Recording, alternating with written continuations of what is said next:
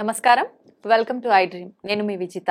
ప్రస్తుతం మనతో పాటు ఉన్నారు ప్రముఖ జ్యోతిష్య వాస్తు పండితులు, భారతీ శంకరాపీఠం వ్యవస్థాపకులు, బ్రహ్మశ్రీ అన్నవరపు తిరుపతి మూర్తి అవధాని గురుగారు మనతో పాటు ఉన్నారు. ఇప్పుడు గురుగారితో మాట్లాడి మనకున్న సందేహాలన్నింటినీ నివృత్తి చేసుకుందాం. నమస్కారం గురుగారు. ఓం శ్రీ మహాగణాధిపతయే నమః. గురుగారు, దైవశక్తి ఉంది, దుష్ట శక్తి ఉంది, రెండు రకాల శక్తులు ఉన్నాయి అంటుంటారు. దైవం ఉన్నప్పుడు నిజంగా ఈ దుష్ట శక్తి ఎందుకు ఉంటుంది? దైవం ఉన్న ప్లేస్ లో దుష్ట శక్తి ఉండడం సాధ్యమేనా? చాలా మంది చెప్తుంటారు దయ్యం పట్టింది, వాళ్ళని రకరకాల ఇబ్బందులు పెడుతుంది అని చెప్పి. కొంతమంది అంటుంటారు ఇదంతా మూర్ఖత్వము, అలాంటిది ఏమి ఉండదు అని చెప్పి. ఇదంతా అసలు నిజంగా దైవశక్తి ఉందంటారా, దుష్ట శక్తి ఉందంటారా? ఏం చెప్తారు అసలు దాని గురించి మీరు? తప్పకుండా అమ్మా. దేహో దేవాలయ ప్రోక్తో జీవో దేవ సనాతన అని చెప్పబడి ఉన్నది మహాన్యాసంలో. మనము మన దేహంలో ఉండేటువంటి భగవంతుని మనం చూడలేం, విగ్రహ రూపంలో ఉన్న దేవుణ్ణి చూసి నమ్మలేం. ఇక దుష్టశక్తి లేదని అంటాము. కానీ అమ్మా, భూమి మీద దైవశక్తి అనేటువంటిది ఎంత నిజమో దుష్టశక్తి కూడా అంతే నిజం. మాంత్రికులు, తాంత్రికులు అంటూ ఉంటారు. ఈ తంత్ర ప్రయోగాలు చేసేవారు, తాంత్రికులు అందరూ కూడా ఆ దుష్టశక్తిని ప్రేరేపణ చేస్తూ ఉంటారు. దుష్టశక్తులు అంటే అందులో మళ్ళీ కొంతమంది ఖాళీ ఉపదేశం చేసుకొని చేస్తుంటే అది కాదు, అది దుష్ట కాదమ్మా. తాంత్రికంలో అదొక మళ్ళీ విధానం. తాంత్రికంలో క్షుద్ర విధానం వేరు మళ్ళీ. మంత్ర విధానంలో కాళిక ఉంది, తంత్ర విధానంలో కాళిక ఉంది, క్షుద్రంలో కాళిక లేదు. క్షుద్రాది దేవతలందరూ కూడా ఆత్మ విధానం. మనకు ఈశ్వర తత్వంలో ఈశ్వరుడు ఎప్పుడూ కూడా శ్మశానంలోనే ఉంటాడు. ఎందుకుంటాడు తెలుసమ్మా? ఈ యొక్క భూత ప్రేత పిశాచ గణాలు ఈ శ్మశానంలో తిరుగుతుంటాయి ఎప్పుడు కూడా. ఈశ్వరుడికి చక్కగా కైలాసగిరి, కైలాస పర్వతం, భార్య, పిల్లలు అంతా ఉంది కూడా అహర్నిశలు ఈశ్వర అని చెప్పి ధ్యానం చేసేటువంటి భక్తుల కోసం అని చెప్పి చితిమంటల మధ్యన నాట్యం ఆడుతూ ఉంటాడు ఆయన. ఎందువల్ల నాట్యం ఆడుతూ ఉంటాడంటే ఈ భూతగణాలన్నీ కూడా శ్మశానంలో ఉంటాయి. ఈశ్వరుడు అక్కడ నాట్యం ఆడటం వలన ఈ భూతాది గణాలన్నీ కూడా, భూత ప్రేత పిశాచ బద్ధ బ్రహ్మరాక్షస గణాలన్నీ కూడా ఆ ఈశ్వరుడు చేసేటువంటి నృత్యాన్ని కళ్ళప్పగిచ్చి చూస్తూ అవి ఏ పని చెయ్యాలో అవి మర్చిపోతాయి. ఎప్పుడైతే ఈశ్వరుడు తన నాట్యం ఆపుతాడో ఈ యొక్క భూతగణాలన్నీ కూడా ఊరి మీద పడతాయి. ఒక్కొక్కసారి ఉన్నట్టుండి ఊరిలో విషజ్వరాలు వస్తూ ఉంటాయి. ఆ ప్రాంతాలంతా కూడా ఎందుకు వచ్చినాయో తెలీదు. ఒక్కొక్కరు ఒక్కొక్క రకంగా నానా పిచ్చి పెట్టినట్టుగా రకరకాలుగా ఉంటూ ఉంటారు. ఎందుకు వచ్చినట్టు కారణాలు తెలియవు. ఇది అని చెప్పి చెప్పడానికి అవకాశం లేకుండా వస్తూ ఉంటాయి. దానికి ఇంగ్లీష్లో, సైన్స్లో రకరకాల పేర్లు పెడుతూ ఉంటారు. భూతమా దయ్యమా నాన్సెన్స్ అంటారు. ఎవరికైనా అది పట్టుకుంటే కదా తెలిసేది, ఎవరికి పట్టుకోకూడదు. ఈ భూతగణాలన్నీ కూడా గ్రామం మీద పడి మొత్తం నాశనం చేస్తాయి, పిల్లలందరూ పాడైపోతారు, దెబ్బతింటారన్న ఒక ఉద్దేశ్యంతో ఈశ్వరుడు తన కైలాస పర్వతాన్ని వదిలి ఇక్కడికి వచ్చి కింద శ్మశానంలో నాట్యమాడుతూ ఉంటాడు. ఈ భూతగణాలందరినీ కూడా సంతోషపరచడం కోసం, తృప్తిపరచడం కోసం. ఈ ఆత్మ అంటుంటారు కదండి, ఈ దయ్యం అనేటువంటిది, ఆత్మ అనేటువంటిది స్వతహాగా వాటికి ఎలాంటి శక్తులు ఉండవండి.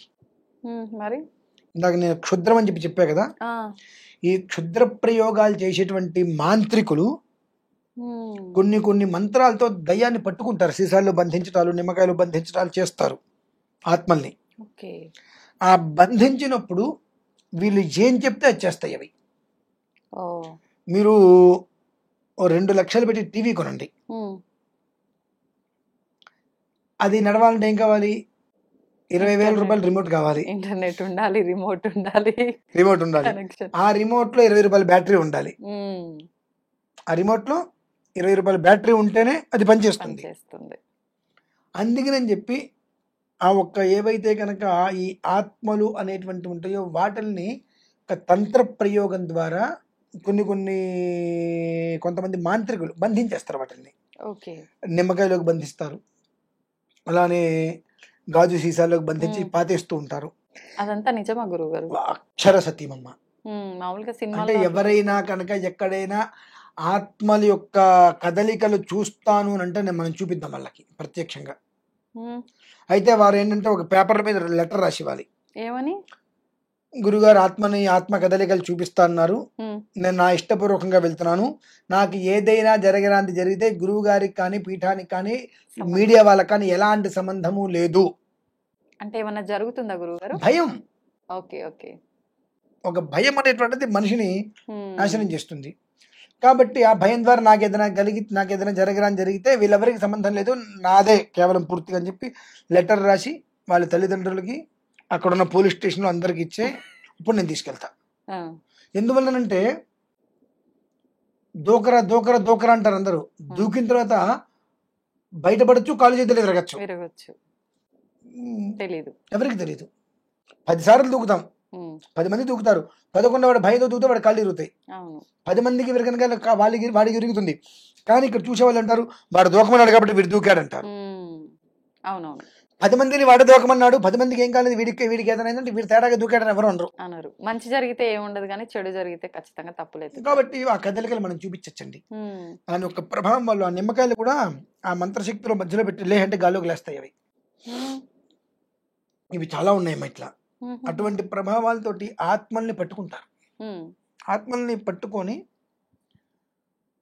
ఈ క్షుద్ర మాంత్రికుల దగ్గరికి కొంతమంది వెళ్తూ ఉంటారు, ఈ చేతబళ్ళు ఇటువంటి ప్రయోగాలు చేయించడం కోసం చెప్పి. ఎవరి మీద కోపం ఉంటే వాళ్ళు అడిగినప్పుడు వాళ్ళు దానికి ఏదో తీసుకొని ఈ ఆత్మల్ని ఎవరి శరీరంలోకి అయితే పంపించాలో వారి శరీరం ఫోటో తీసుకొని కొన్ని ప్రయోగాలు చేసినప్పుడు ఓ ఆత్మ వాళ్ళని ఆపాదిస్తుందమ్మా. ఆత్మ వాళ్ళని ఆపాదిస్తుంది. ఆత్మ వారి శరీరంలోకి వచ్చినప్పుడు వారు పడేటువంటి నరకం అంతా ఇంత కదమ్మా అసలు.